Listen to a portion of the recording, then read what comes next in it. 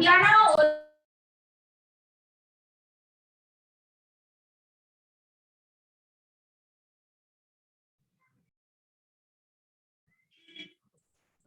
hello everybody. A very good evening. I hope you're doing great. So we are meeting unusually on weekdays, right? Because I have some work during the weekends, so that's why I shifted the class with your physics sir or math. I don't know whichever he's taking. Okay, so with that being said, I think we have enough number of people, right? I think we can start. Let me share my screen.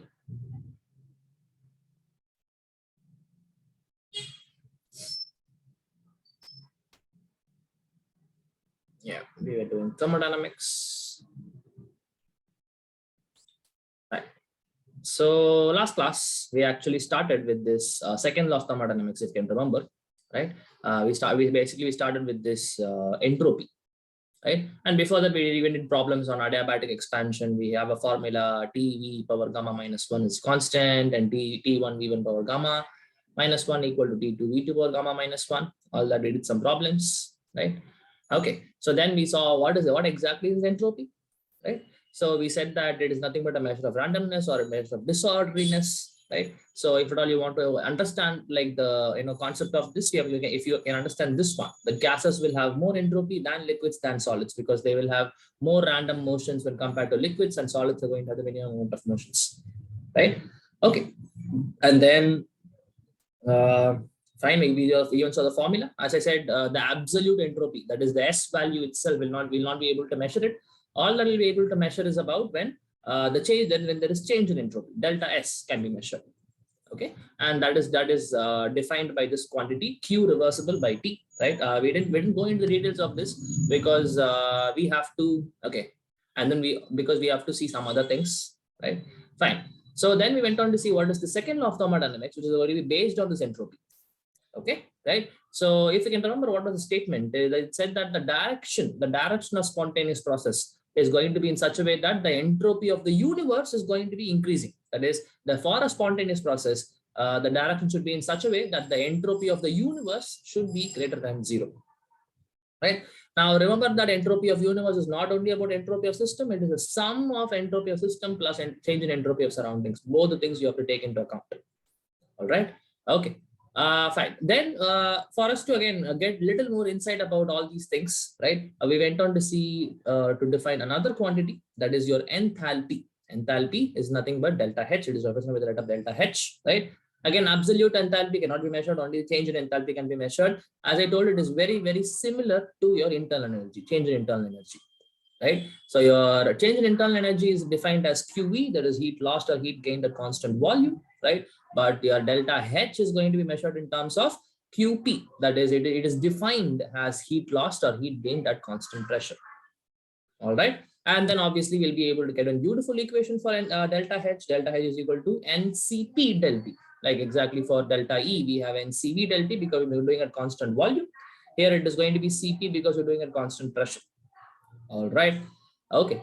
Now, for us to understand what is the difference between the enthalpy and the internal energy, that is delta E and delta H, for us to get a relationship, right? We went on to see what happens in an isobaric process. We have already seen all the other types of processes: isothermal, adiabatic, isochoric, all those we have seen. But isobaric is where we are going to introduce your delta H, right? So obviously, it is going to be a process at which I'm going to have constant pressure. Right? Okay, so this delta E is different. Now, the first law of thermodynamics is simple. Delta E is equal to Q plus W. Now, I'm going to write this Q as QP because we're doing at constant pressure, right? And obviously, we'll be able to replace this QP with delta H, and then we'll be able to write this as delta E minus delta H is equal to W. And we already have one beautiful equation for W in terms of delta NGRT. We have already derived this thing, right? The delta W can be written as delta NGRT, and we know what you mean by delta G, right? So we have this equation, delta E minus delta H is equal to minus delta NGRT, or you can even write it as delta H minus delta E is equal to plus delta NGRT. We even did some we even did some example to find out what exactly we mean by delta NG. We have to take only the gaseous reactants, first gaseous products, only the gaseous products minus the gaseous reactants, the stoichiometric coefficients, right? So it's 12 here, minus here it's 15 here. So we take 12 minus 15 is minus 3, right? So this is where we stopped last class.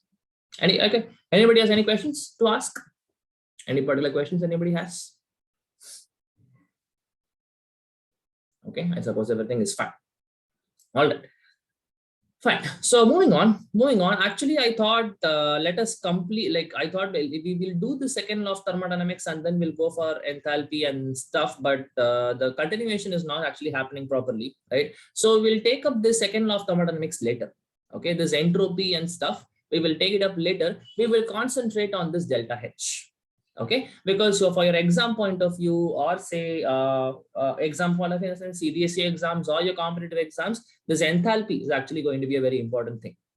Okay, so we will build up upon this enthalpy, and then after we finish and everything about enthalpy, again we'll come back to the second law of thermodynamics, entropies, third law of thermodynamics, Gibbs free energies, all those things we'll see later. All right. Okay, so okay, that being said, right, fine people. So now we are going to move on to this particular part. We are going to see thermochemistry. Okay, we are going to see thermochemistry, right? So this is where this till now actually, if you can understand, we didn't do much of chemistry. Actually, we didn't take like almost say 99% of the cases where actually some expansion happening for a piston, compression happening, ideal gas equation. Not much of chemistry we brought in. Like no chemical reactions were taken except for delta Ng, if you can remember. Okay, right. So now we are going to see how thermodynamics is going to be applied to all the chemical reactions. All right. So we are going to study the energy changes, right? Obviously, whenever a chemical reaction happens, there will be some kind of energy happening to the reactants, to the products, something will be happening, right? It is not that whatever the energy was before and that energy only is going to be there after the chemical reaction is over also. That is not going to be the point, right? We know that whenever a chemical reaction happens, it is happening because of attaining stability. Is it not? The reactant molecules are unstable, right? And the product molecules are going to be stable, and that's the reason why the polar reaction happens. We know that why a bond forms, why a bond breaks, all those things we already know, right? So we are going to deal with this energy changes during a chemical reaction. Depending on different types of reaction, we are going to see different names, different values. All those things are going to be correlated now, right? So obviously, when I say energy changes in a chemical reaction, we are actually going to talk that energy change in terms of enthalpy change. Okay, we are going to speak that particular energy change during a chemical reaction in terms of enthalpy change. All right. Okay, so the first one about the first kind of chemical change, or say the first kind of energy change, enthalpy change, you will be able to visualize, right? Is what is called as enthalpy of formation, right? The first one is what is called as enthalpy of formation. Okay, right? And before I move on to this, okay, so people, see, remember, any kind of thing you take, right? Not only enthalpy, you take there, you will have Gibbs free energy, entropy, all these stuff. I would say any thermodynamic quantity,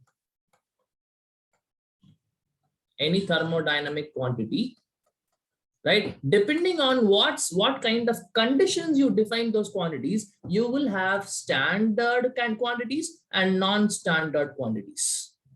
Okay, just to have your like standard temperature, standard pressure, like that I can have standard enthalpy, standard entropy, same way non-standard enthalpy, non-standard entropy, all those things you can have. Non-standard Gibbs free energy, standard Gibbs free energy, all those things we'll be able to have. All right. So what do you mean by standard? So it's all obviously going to depend on what kind of conditions you're going to measure that particular quantity. Okay. So remember, people, whenever I say standard conditions, right? Standard conditions are always going to be the standard temperature. Standard temperature is going to be 0 degrees Celsius. Okay. And standard pressure of 1 atmospheric pressure. Okay, and any other condition other than these two conditions is going to come under non-standard conditions, and that particular thermodynamic quantity at these non-standard conditions are what are going to be called as non-standard thermodynamic quantities. All right, say there is the representation also will be different. Okay, for example, if I want to talk about standard enthalpy, I will put delta H. Delta H is a symbol. Okay, but I'll put a naught over this. Okay, whenever I put a naught over that particular thermodynamic quantity, that represents that it is going to be the standard value. Okay. And if I just write delta H, that is going to be called as non-standard value. That means it is not a standard condition, it's some other conditions. Okay. Same goes with your entropy also. Say delta S naught, delta S. Delta S is a standard value at these particular conditions, and delta S is your non-standard value at different conditions. Okay, right? So this I wanted to tell, right? Fine. So now we'll see what about this. Like, see, so again, we can have standard enthalpy of formation, just enthalpy of formation. Right now, it doesn't make much difference. Okay, right now it doesn't make much difference, but when you go for Gibbs free energy, okay, there it actually makes a lot of difference. At that time, we'll try to talk more about it. Okay, so for now, this standard and non-standard is not going to make much of a difference here. All right. Okay, people. So we are going to see so many types of enthalpies: enthalpies of formation, enthalpy of combustion, enthalpy of atomization, enthalpy of reaction, bond enthalpy, this enthalpy, ionization enthalpy. We are going to see so many enthalpies now. Okay. Now remember, for all the enthalpies, right? Not only for this, for all the enthalpies which you are going to see, right? You have to know two things, right? Let me write it here, right? For any enthalpy value which you're going to see, right, we have to know the definition. That definition has to be at our fingertips. Okay. And how do you write the chemical reaction for that? Okay. So when I say enthalpy of formation of some H2O is some value, or say enthalpy of combustion of C6H6 is some value, right? So like just by looking at what type of enthalpy it is, you should be able to write what chemical reaction I'm talking about. Okay, right? So definition important, reaction very important. I would say definition is more important. I would say there's no partiality here. Both are going to be very important with respect to your problems. Okay, for your problem point of view, both the definition as well as the reaction, how do you write for a particular enthalpy, how do you write the reaction is also going to be very important. Okay, right. So we'll start with enthalpy of formation, right? Okay, now take down the definition. Right, I'm going to dictate the definition, take it down.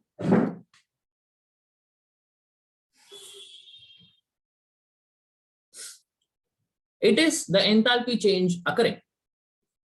It is the enthalpy change occurring.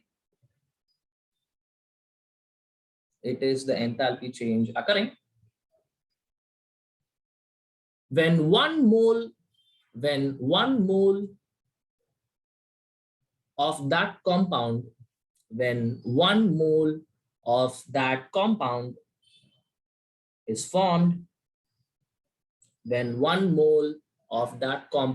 is formed, from its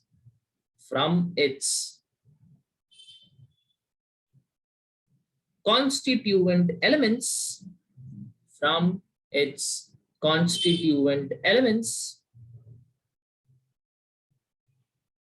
in their standard states or free states, from their elements in their standard states or free states.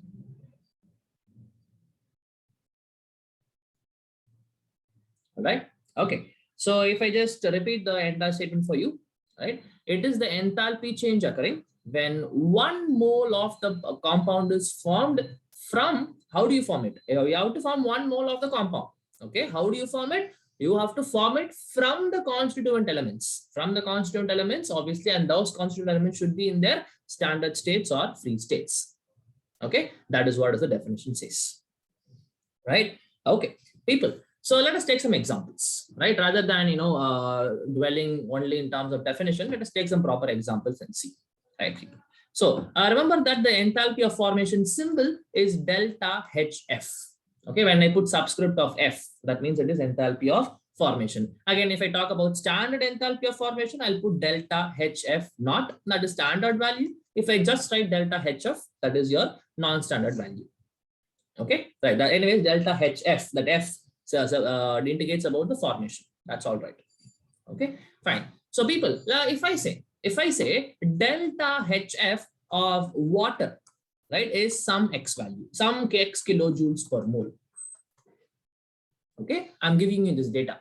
Okay, the X is some value. Okay, that I don't know the exact value. That's I'm skipping as X. All right. Okay, so enthalpy of formation of H2O is some X. Right now, look at the definition. We are talking about which compound? We are talking about H2O. Right. So from the definition, what we can understand is that we need to form 1 mole of H2O. Okay, we need to form 1 mole of H2O. We need to form. All right. So obviously, in the product side, we are going to have 1 mole of H2O. Right. In the product side, we are going to have H2O. Okay, right. Now, how we should form the H2O? Again, you have to look into the definition, right? It says that the compound should be formed, that is H2O should be formed from its constituent elements. What are the elements here? Hydrogen and oxygen are the 2 elements present in H2O. Is it not? Right? Hydrogen and oxygen are the 2 elements present in H2O. So you have to form it from the elements. But we know how, like certain elements, we know how it exists, monatomic states, diatomic states, all these things we know. That is what is called as a free state. Okay, what do you mean by standard or free state? How you see them in under how you see them in the atmosphere, how you see them around you, how they exist in nature. I know hydrogen will not exist as H, it is going to exist as H2. Same way, oxygen will not exist as O, it is actually going to be existing as O2. Right? So those things you have to remember.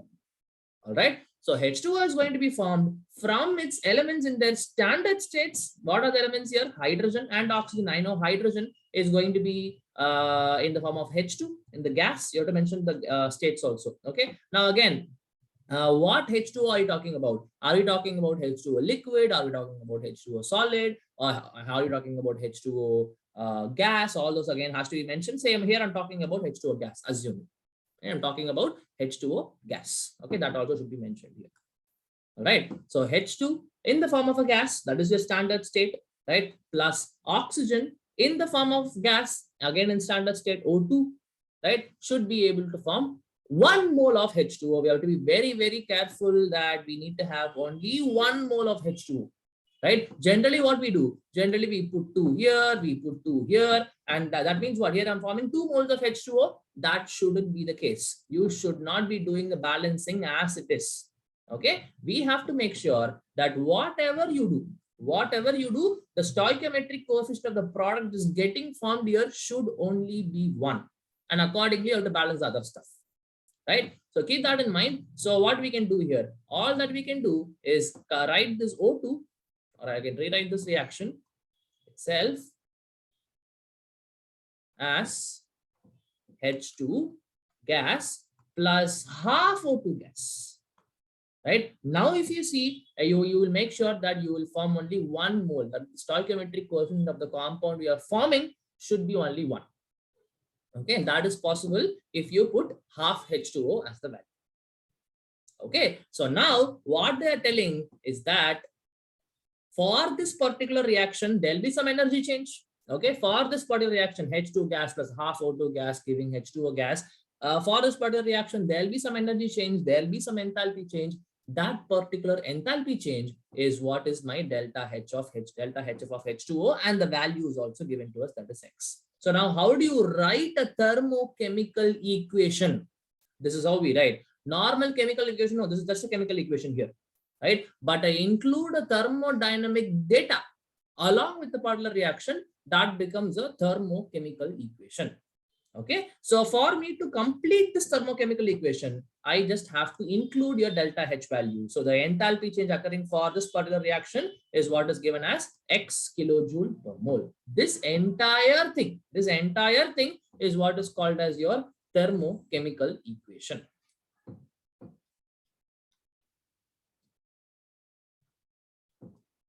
Okay, along with the chemical equation, if you include the enthalpy value also, right, that becomes a thermochemical equation. Okay, right. So let us take another example. Another example we'll take. Right? I hope everybody is following. If you take more examples, you'll understand better. Right? Say fine. Now I'm telling you that enthalpy of formation of glucose, that is C6H12O6. Okay, enthalpy of formation of enthalpy of formation of glucose is some value, some Y kilojoules per mole is the value given to you. Right? Now, how do you write the chemical equation? Again, people, we have to understand that you need to form glucose as the product. This is the product which should be formed. The compound should be formed. So obviously that should be there in the product side. Okay. Now we have to look into, now again, the definition says you have to form only 1 mole of this compound, right?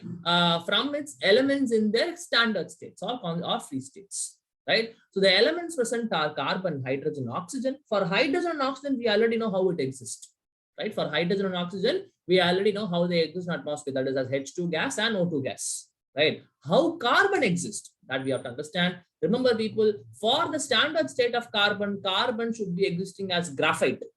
Okay, when I put GR is nothing but graphite, right? That is the standard state of carbon. Please remember this. You have to remember this. Okay, the standard state of carbon is graphite. All right. Okay, so in any thermochemical equation, whenever you want to talk about enthalpies of formation or any other thing for that matter, you have to include this carbon in the form of graphite. Okay, right. So we know carbon is the standard state of carbon, and I know for hydrogen it is H2 and for oxygen it is O2. Right. Now we have to make sure that we are forming only 1 mole of glucose. So obviously you have to balance it accordingly. So you have to put 6 carbons, 6 hydrogens, and 3 O2s.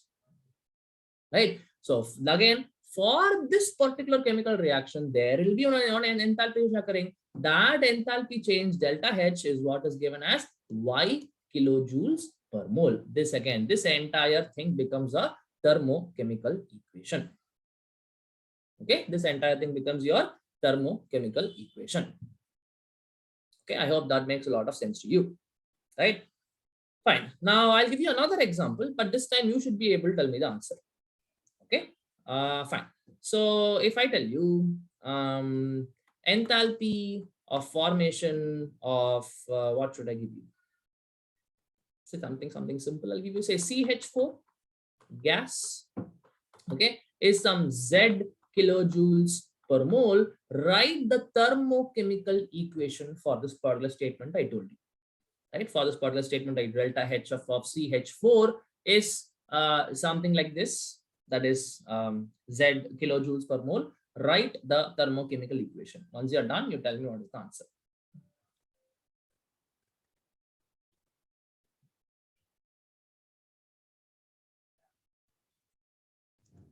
Sir, carbon in Yes. graphite form plus 2H2 gives CH4, 1 mole of CH4, where delta H value is Z. Okay, very good.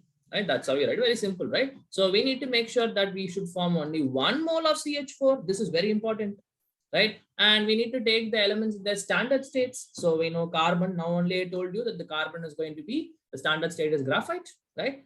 And for hydrogen it is H2, but you have to make sure that 4 hydrogens are there. So you have to put H2 in the form of a gas, right? And this is the chemical equation. For this chemical equation, there will be some enthalpies occurring, and that enthalpy change delta H is nothing but your Z kilojoules per mole. And this entire thing now becomes your thermochemical equation. Okay, right, fine. So that is all about your enthalpies of formation. Okay, people, right? And I forgot certain things about enthalpies, like normal, any enthalpy for that matter, and not only enthalpy of formation, whatever the enthalpy which you're going to see, right? There have some properties.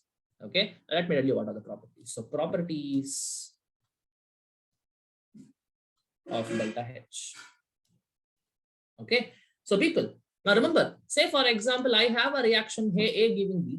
Okay, the first property. Okay, I have a reaction A giving B. Okay, now say for example that the enthalpy of this particular reaction is some X value, X kilojoules per mole. Okay, now when I reverse this reaction, when I write B giving A, right? Now remember that the sign of the particular enthalpy value will also change. The sign also will be reversed, right? So for this, say if it is delta H1, say delta H2 will be equal to minus X kilojoules per mole. Right? This is one property. Right, so this actually holds good for any thermodynamic quantity. Okay, the entropy, Gibbs free energy, all these, even delta E, right? All these things, actually this holds good. Whatever we are going to see, that holds good. Okay, so there is a reaction in the forward direction, right? Now for that there will be some enthalpy value. If you reverse the reaction and you write the enthalpy value, that is going to become the say opposite side of what we had initially. X means minus X it will become. Okay, so that is one thing, right? Now, second property is that say I have a reaction like okay, fine, let me write H2 plus half O2 giving 2 H2O and have 1 H2O. Okay, this is your enthalpy of formation of H2O if you remember. Okay, so for this I'm telling that the enthalpy value is some Y kilojoules per mole.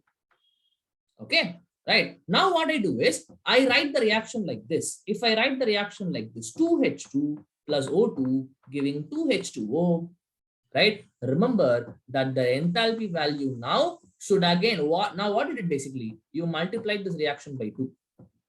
Is it not? That's how you got this equation, right? Yeah, you multiply this entire equation by 2, and that's how you got this equation. So whatever you do to the equation, you have to reciprocate it to the enthalpy values also. Now the enthalpy value will become 2Y in kilojoules per mole.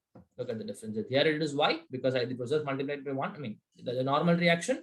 To that you multiplied by 2, you got this equation. Now again, you have to multiply the same 2 with your enthalpy value also. Okay, this is your second property. Okay, whatever, if you multiply a reaction by n, right? Or if I can write it like this in general. So I have A giving B, I have delta H is your enthalpy value. Okay, and if I write NA giving NB, now the enthalpy value becomes N into delta H. That's it. Okay, that's the property. Okay, right? So that is the second property. Third property and the final property. Okay, third and final property is that say I have reaction like this, A giving B, right? So I have delta H1, okay, B giving C, delta H2, okay, and C giving D, right, is going to have a value of delta H3. Okay, so I've given you 3 reactions along with their enthalpy values. Okay, now what I'm going to do is if I want to find for this reaction A giving D, okay, for this reaction A giving D, what will be the enthalpy value? If I ask you, you can very simply understand that if I add all these reactions together, right? If I add all these reactions together, basically B and B will get cancelled, C and C will get cancelled. All that will be remaining is A plus A and D. Okay, so what are you doing? Basically, you are trying to add all these reactions and you get one particular reaction. The same thing has to be done for their enthalpy values also. Right? So when you add 2 or more reactions, their enthalpy values also are going to be added or subtracted, doesn't matter. Right? But I would say do not go for subtraction. It is going to be confusing. Okay, but instead of subtraction, what you do is you go for reversal. They're like this first one. Right? You reverse the reaction and then you add it. That makes a lot of sense, right? Because subtracting a chemical reaction doesn't make a lot of sense at all. Right? If at all you want to subtract it. Right? If at all you want to subtract, whatever the reaction you want to subtract, reverse it, and then you go for addition again.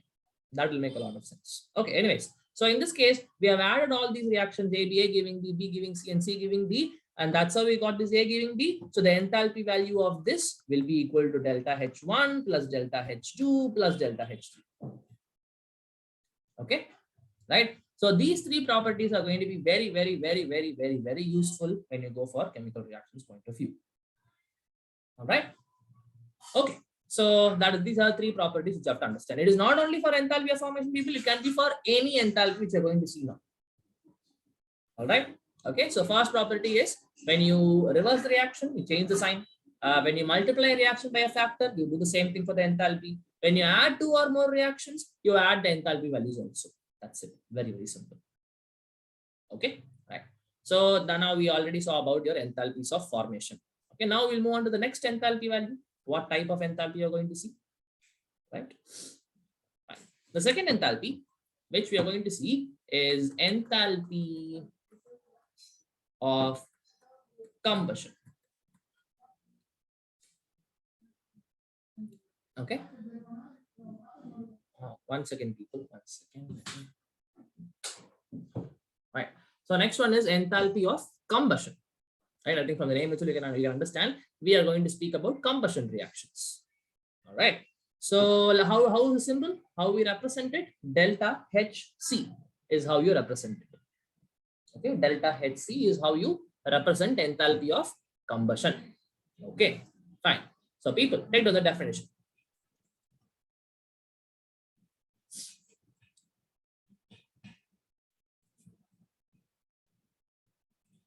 Okay. It is the enthalpy change occurring. It is the enthalpy change occurring when 1 mole of a compound, when 1 mole of a compound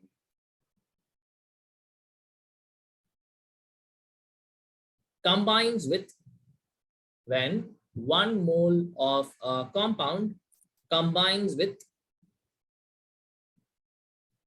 required amount of oxygen, combines with required amount of oxygen to form products, to form products. Okay, right? Again, I repeat the entire statement. Right? Enthalpy of combustion is defined as the enthalpy change. Enthalpy change occurring when 1 mole of a compound, some compound, 1 mole of a compound combines with required amount of oxygen. Oxygen need not be 1 mole; it can be any number of moles, depending on what is the requirement. Right? Required amount of oxygen to obviously form the products. And we know what is combustion, right? Combustion is nothing but what? Burning with oxygen. Right? Combustion is nothing but burning with oxygen. I forgot one important point regarding enthalpy of combustion, people. Please take a note for enthalpy of formation. Very important note. Okay, right.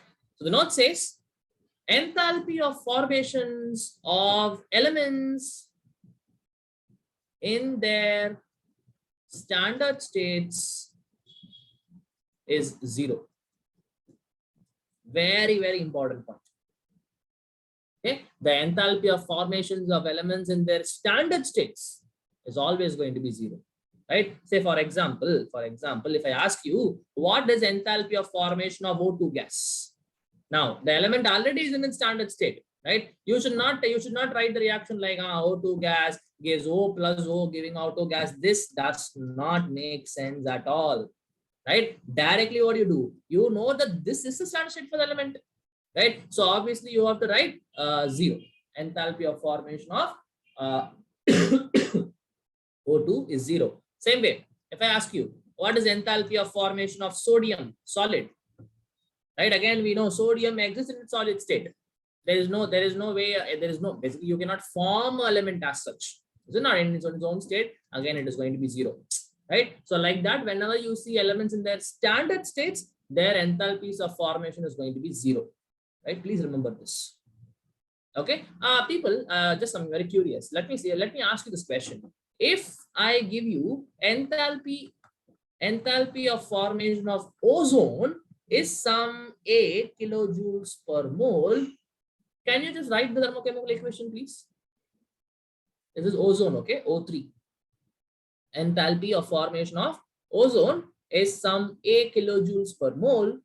How do you write the thermochemical equation?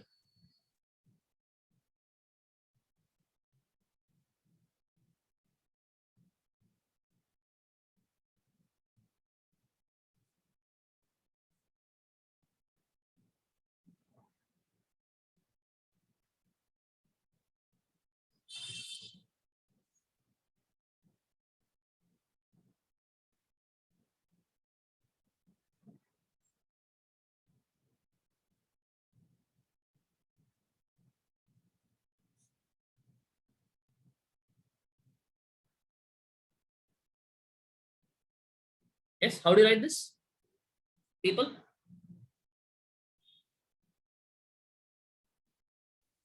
Sir, O2 in the form of gas plus O gives O3. Right. Just give me 1 second, okay? There's this important mail. I'll just look into it and then I'll be back.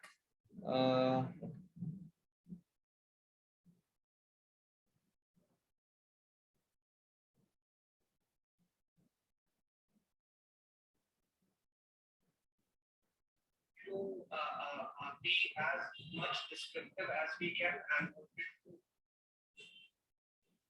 Okay. Right. Fine. So how do we write? We're talking about O3, right? So very simple, people. We have to make sure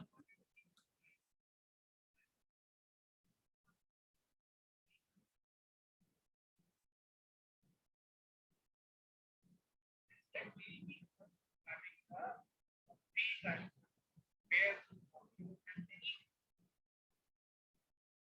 Okay, I'm so sorry. Fine. So we have to form O3 gas. The ozone gas is what we have to form, right? Now, obviously, the only way by which we'll be able to form this is with O2. Right? O2, the element present in ozone is what? Oxygen. Is it not? Right? And we have to make sure that we have to form only 1 mole of O3. Right? And the element which is element is oxygen. And we know that element's standard state is O2. Right? So O2 giving O3. That's it. That is what is the process. But accordingly, you have to put the stoichiometric coefficients, right? So the stoichiometric coefficient should be 3 by 2. So that 2 gets cancelled. So we'll have 3 oxygen this side, 3 oxygen this side. For this, the enthalpy of formation is a kilojoule per mole. That is how we write it. Okay, right? So 3 by 2 O2 gas gives 1 O3 molecule gas. I mean, one mole of O3 gas. That's how we write it. Okay. Anyways, we started with enthalpy of combustion. Right, we saw the definition. It says that it is the enthalpy occurring when 1 mole of the compound, any compound, combines with required amount of oxygen to form products. Okay, right? So again, if you take examples, that will be very clear, people. Right? Say if I ask you, a delta Hc of methane. Right? Delta Hc of methane is some x kilojoules per mole. Okay, delta Hc of methane is some x kilojoules per mole, right? So now how do we write the thermochemical equation for this, right? So we have to understand that we need to have only 1 mole of CH4 because that is the compound undergoing combustion, all right? Okay, now when we know that it combines with O2 and we know we should know what is the product actually, right? That we should have a prior sense. Right. So whenever hydrocarbons generally go for combustion, they will always form carbon dioxide gas and H2O gas. Okay, they'll always form carbon dioxide gas and H2O gas. Right. Okay. So now obviously you have to balance the equation, making sure that I have only 1 mole of this. So one carbon. Okay. There are 2 oxygen, but here I have 3 oxygen. So it is better to put 3 by 2 O2 here. But again, before we do this, it should be 2H2O, right? Because we have 4 hydrogens here. Here I have only 2 hydrogens. So totally how many oxygens now? Totally 4 oxygens. So we have to put 2O2, right? So 1 CH4 plus 2 O2 gas should be giving CO2 plus H2O. We should know these products, okay? If you don't know these products, we will not be able to write thermochemical equation. Okay, so 1 CH4 plus 2 O2 giving CO2 plus H2O. For this particular reaction, the enthalpy value is what is x kilojoule per mole. This is how we write the thermochemical equation. Okay, right? It is not that important, but still you have to know this enthalpy of combustion also. Okay, right? So next thing, maybe another example we'll take. Right, say enthalpy of combustion of say benzene C6H6, right, is some y kilojoule per mole. Write the thermochemical equation for this, people.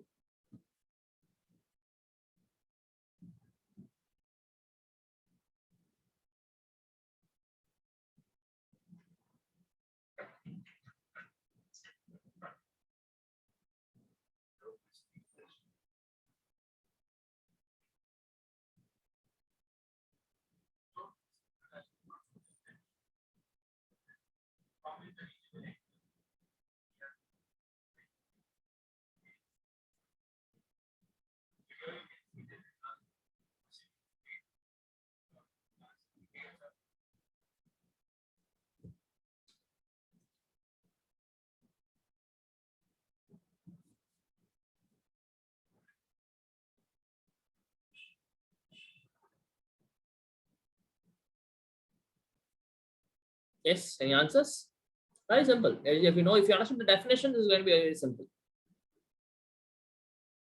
Enthalpy of combustion of C6H6 benzene. See, any hydrocarbon will form what? Will form only carbon dioxide and H2O on combustion, right?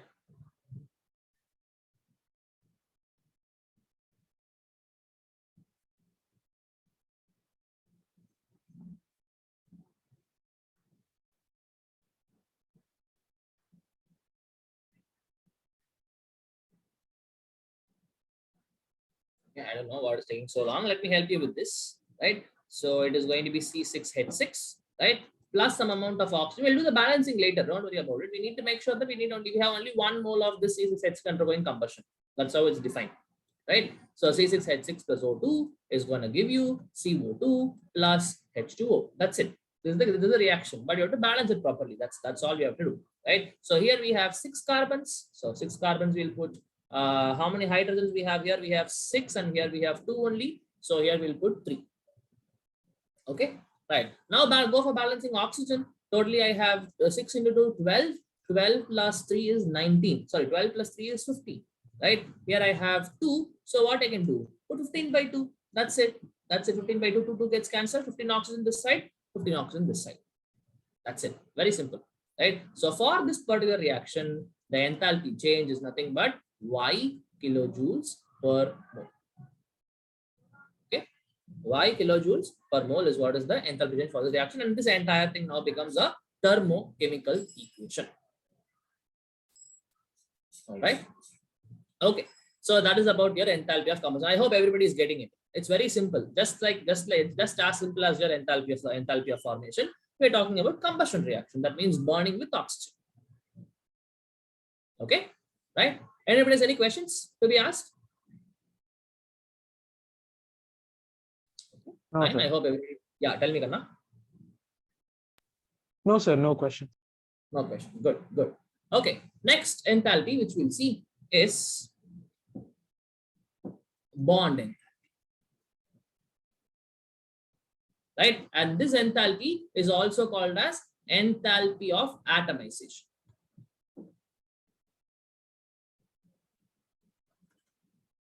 Okay. Bond enthalpy. And this enthalpy is also called as enthalpy. Once again, forgot. Some meeting is going on, and then that is where so much problem is happening. Okay. I'm so sorry, guys. Okay. Fine. So we're talking about bond enthalpy or enthalpy of atomization. Okay, now again we take down the definition first.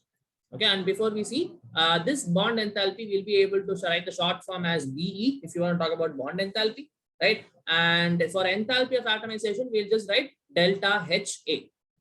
Okay, delta HA. A represents atomization. Okay, right. So take down definition.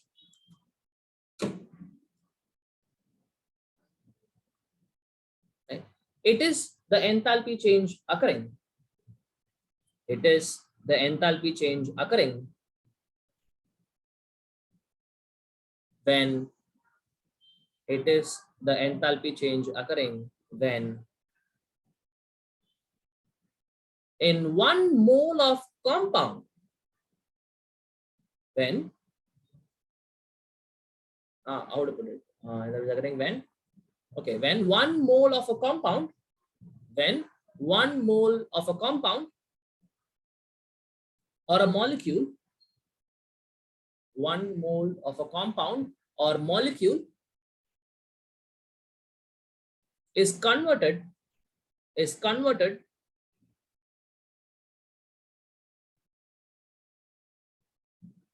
into their constituent atoms,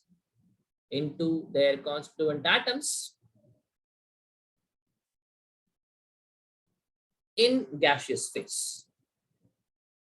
Continue after that. Okay, into constituent atoms in gaseous phase by breaking all the bonds in the compound. By breaking all the bonds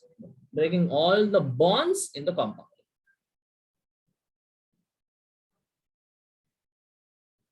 Okay, right? Now I'll repeat statement, people, right? It is the enthalpy change occurring when 1 mole of a compound or a molecule, right, is converted into its constituent atoms in gaseous phase, right? By breaking all the bonds in the compound or molecule.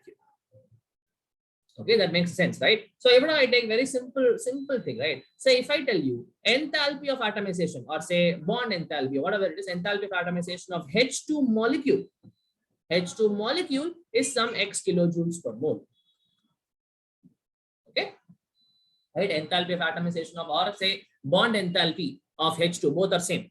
Okay, enthalpy of atomization or say bond enthalpy of H2 is some X kilojoules per mole. Now, how do we write the thermochemical equation for this? Right. So people, from the definition is very simple. We are going to take one mole of the molecule or 1 mole of the compound.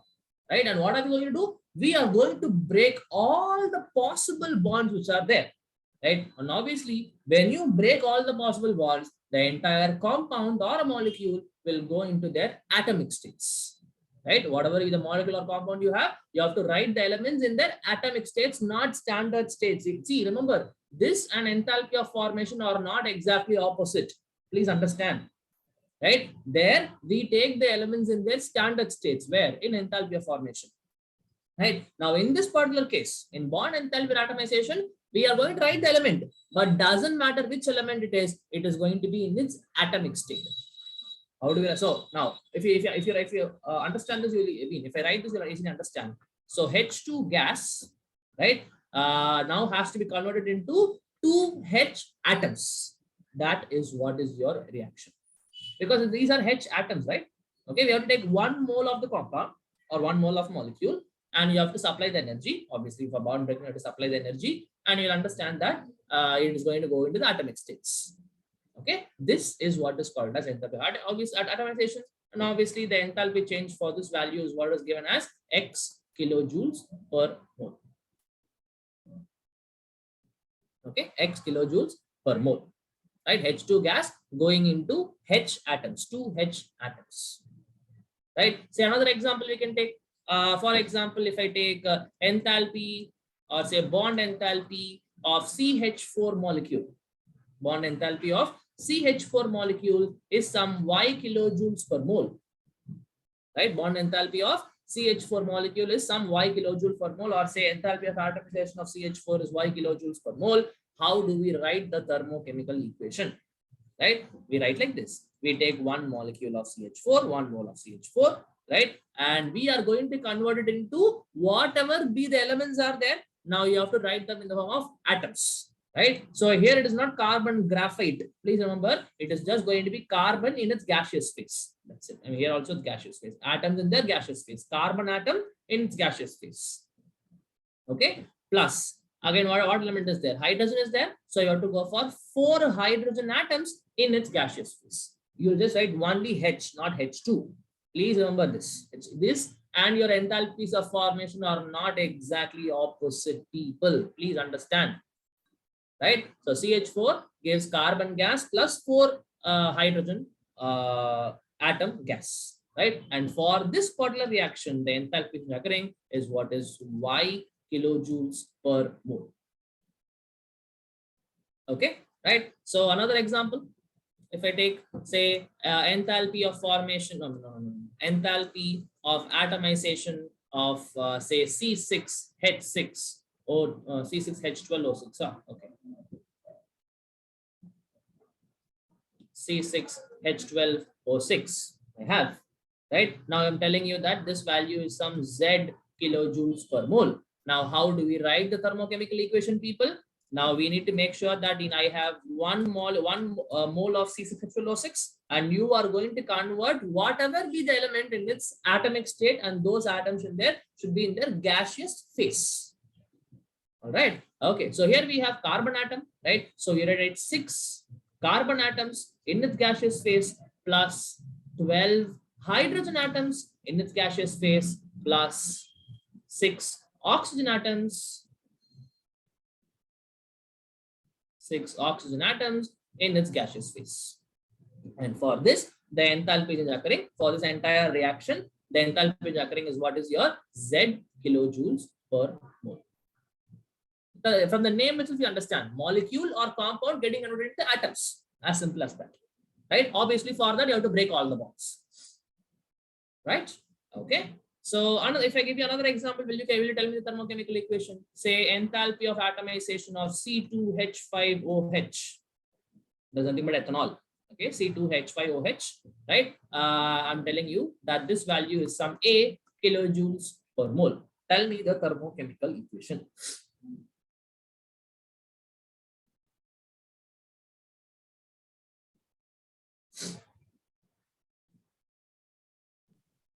Sir, when 1 mole of C2H5OH Hmm. is it's converted into 2 carbon atoms in gaseous state plus 6 hydrogen atoms in gaseous state plus 1 oxygen atom in gaseous state.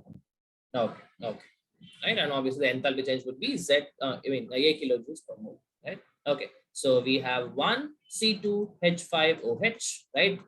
If I go for enthalpy of atomization, we have to convert them into atoms. So 2 carbon atoms in gaseous phase plus 6 hydrogen atoms in gaseous phase plus 1 oxygen atom in gaseous phase, and the enthalpy occurring for this reaction is A kilojoules per mole. Okay, very, very simple. All right.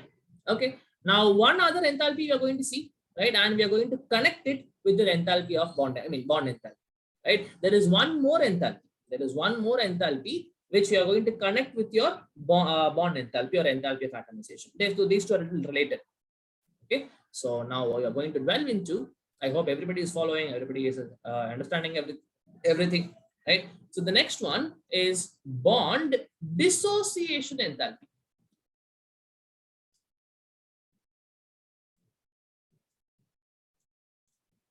Okay, it is represented by BDE, bond dissociation enthalpy. Okay, what is happening here?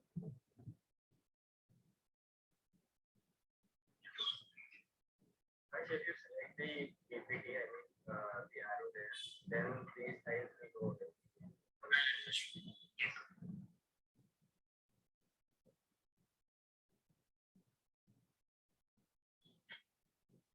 You can see here right now, I have not started any of the.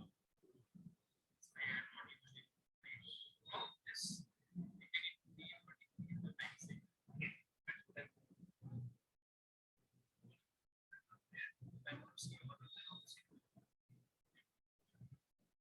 Okay, I'm sorry, guys. Fine. So this bond dissociation enthalpy is actually going to be connected to your bond enthalpy. These two are somehow related. Okay. Now, people remember that in bond enthalpy, I have a compound and I have to break all the possible bonds in the compound. Right. So for bond dissociation enthalpy talks about a specific bond in a compound. What I'm trying to say is, see, like for example, I have C2H5OH. C2H5OH. Now, if you look at the structure of this molecule, we will write CH3, CH2OH. Right? Now you understand that we have different types of bonds here. What types of bonds? We have CC bond, right? We have CH bond, we have CO bond, and we have OH bond. All these types of bonds are there. Is it not? Right? So in bond enthalpy or say enthalpy of atomization, you have to break these individual bonds, whatever is there, and you have to convert this into atoms. Right? In bond dissociation enthalpy, we will speak about one specific bond in the molecule, in the sense that we will tell bond dissociation enthalpy of CC bond in ethanol. Bond dissociation enthalpy of specifically telling CC bond in ethanol is some X kilojoules per mole. That means what? How many ever CC bonds you have, right? That CC bonds has to be broken. Here I have only one CC bond.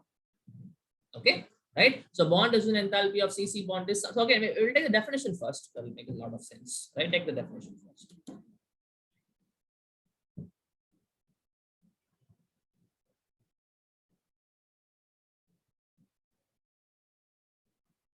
Okay, it is the enthalpy change occurring. It is the enthalpy change occurring. It is the enthalpy change occurring when one mole of a specific bond of a specific bond in a compound, 1 mole of a specific bond in a compound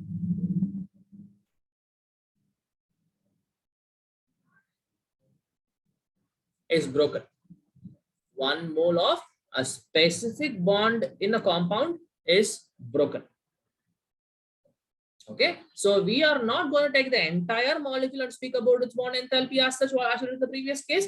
In that molecule, we are going to take one type of bond and how much energy is required to break that bond is what you're going to speak about. I hope that makes sense to you. Again, I repeat, we are not talking about the entire molecule. In that molecule, they're taking one type of bond and we are saying, okay, this much energy is required to break this particular bond. That much energy is required to break that particular bond, something like that. Okay. Right. So if I, as I told you, this and the bond enthalpy can be connected very, very simply. Right. So we understand that each and every individual bond in this particular molecule has to be broken. Only then it will be able to go for atomic states. Right. So people, first what we'll do is we will list out what are the different types of bonds and how many such bonds are there in this molecule. Okay. Right. So what all we have? We have one CC bond. Okay, and we have 5 CH bonds. Yes, no, there's no 5 CH3, that means 3 CH bonds, CH2 means 2 CH bonds, totally 5 CH bonds.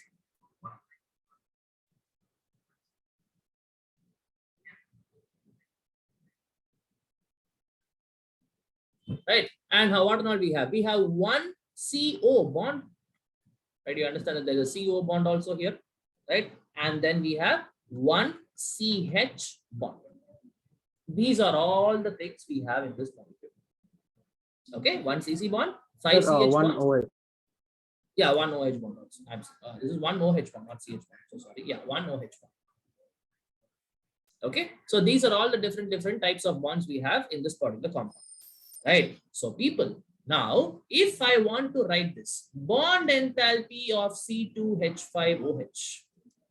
Right, now that means all the individual bonds in this molecule has to be broken. Now I will be able to connect it to your bond dissociation enthalpy. I can write like this. I can write bond dissociation enthalpy of CC bond. Only one CC bond is there, so my 1 into, right, 1 into, right, bond dissociation enthalpy of CC bond plus 5 into bond dissociation enthalpy value of CH bonds in this molecule, because there are 5 CH bonds, right, plus 1 into bond dissociation enthalpy of CO bond plus 1 into bond dissociation enthalpy of OH bond.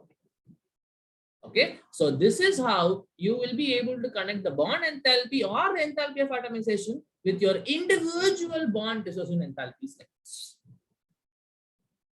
Okay, right. So let us take another example. Another example we'll take. Let me connect my charger. Just a moment.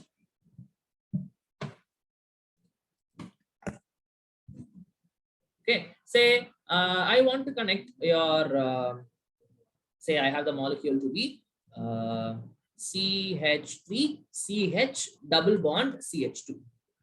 Okay, CH3 double bond, means CH3, CH double bond CH2. Okay, now for this molecule, I am going to connect your bond enthalpies with your bond dissociation enthalpies. Okay, so bond enthalpy of this one, again, every bond has to be broken. So before doing this, we will what is that? We will see what are the types of bonds we can have. Right. First, I have one CC single bond. Right. There is one CC single bond. Right. And we have one CC double bond. So right, because we have one CC double bond here. Right. And we have how many CH bonds? We have, I think 4 plus 6 CH bonds. All these are the types of bonds we have in this compound. Okay, now we can write this now very simply, right? So I write 1 into bond dissociation enthalpy of CC bond, because I have only one CC bond, plus 1 into bond dissociation enthalpy of C double bond C. See, remember, you cannot write 2 into C double bond C. Like you cannot write this one as 2 CC single bond Cs. No, that is absolutely not right. Okay, C double bond C will have an entirely different value. than C single bond Cs. That will not be equal to 2 into C single bond Cs. No, that will never happen like that. Please be very careful. Okay. So 1 into bond enthalpy of CC bond plus 1 into bond enthalpy of C double bond C plus 6 into bond dissociation enthalpy of CH bonds. 6 into bond dissociation enthalpies of CH bond. Okay, this is how we'll be able to connect your bond enthalpy with your bond dissociation enthalpies. Okay, right? Say if I give you one example, will you be able to tell like this? What is the connection between bond enthalpy and bond dissociation enthalpy? I hope you should be able to tell. I'll give you an example. You tell me.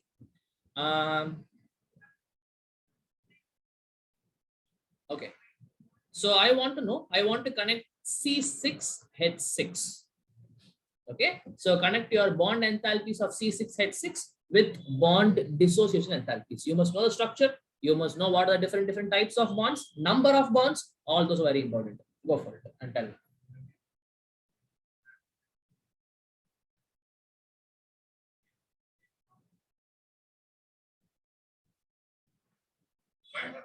Till the time I click on this arrow, the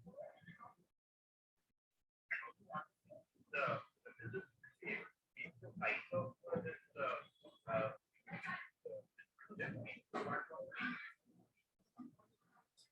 can they play with the size? Yeah, playing with resolution. It's either the one that you're looking at or you will.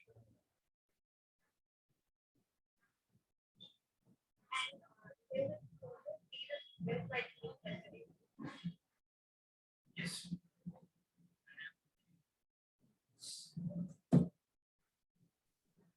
Sir, So people, yeah, tell me. 3 into bond dissociation enthalpy of carbon double bond carbon, and then 3 into the same of carbon single bond carbon, and 6 into the same of carbon single bond H.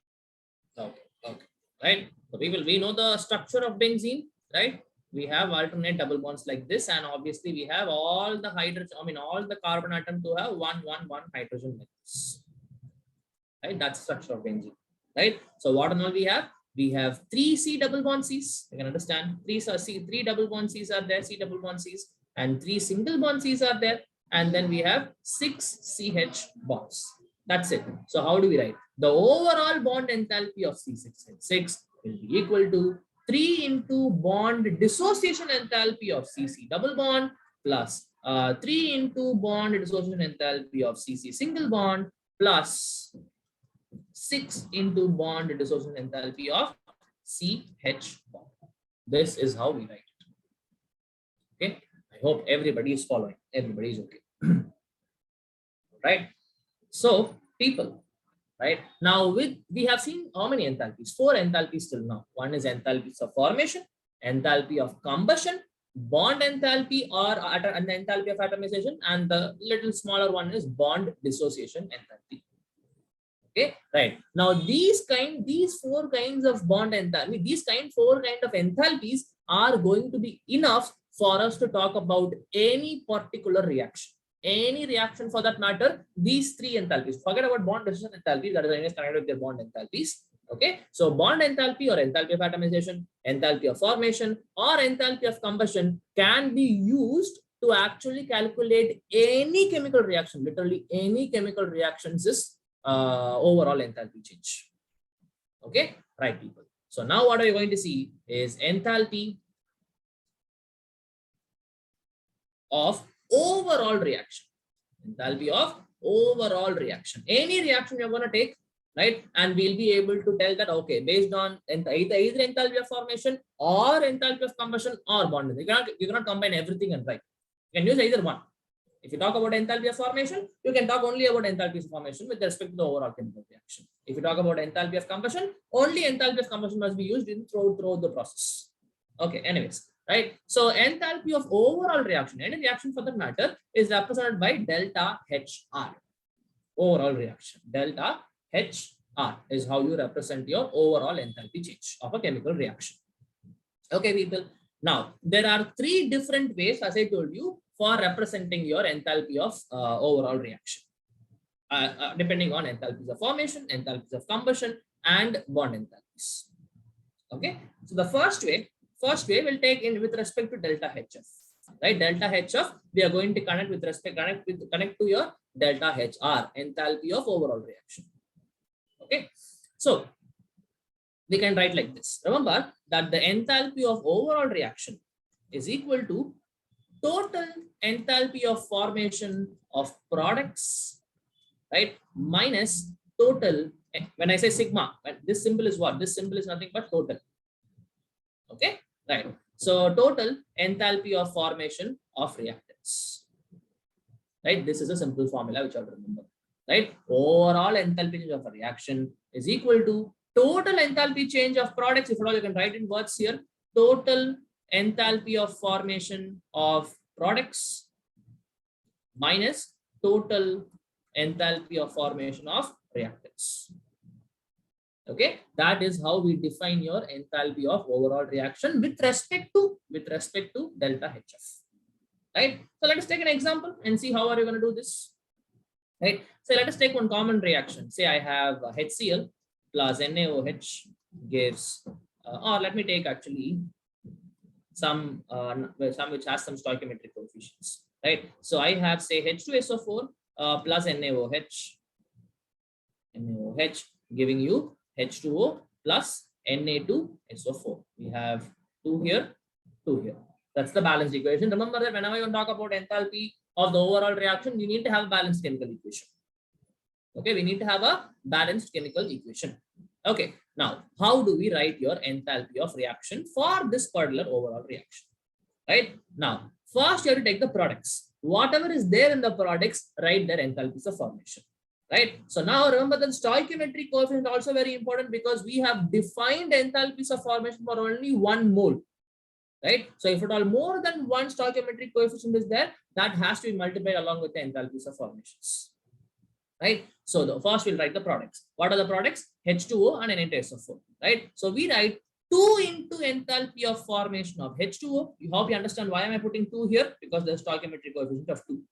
Right, 2 into enthalpies of formation of what is that, H2O plus another product is what? Na2SO4. Enthalpies of formation of Na2SO4. Right, that is about the reactant part, sorry, product part, minus, there's a minus sign. Right, minus enthalpy. Now we go for the reactants. First, first I have is H2SO4, enthalpies of formation of H2SO4, right, plus 2 into enthalpies of formation of NaOH. Right, this entire value, if you know the individual values of this enthalpies of formation, you will be able to calculate what is the overall enthalpy change of this particular reaction. Okay, I hope this is very, very clear, crystal clear. Right, I hope you understand individual terms how they came. It is first enthalpies of formation of products, total enthalpy change minus total enthalpy change of total enthalpy of formation of your reactants. Right, so first we take the products here, H2O and Na2SO4. So we now again stoichiometric coefficient has to be multiplied like this, 2 into delta H of H2O plus delta H of Na2SO4. These two are the products, and then going to the reactant, subtracting it. So we have something like this, H2SO4 plus NaOH. Again, for NaOH, we write 2 because there is stoichiometric coefficient of 2. Right, I hope that makes a lot of sense. Right. Okay, another example we'll take. Maybe some other reaction. What reaction I can take?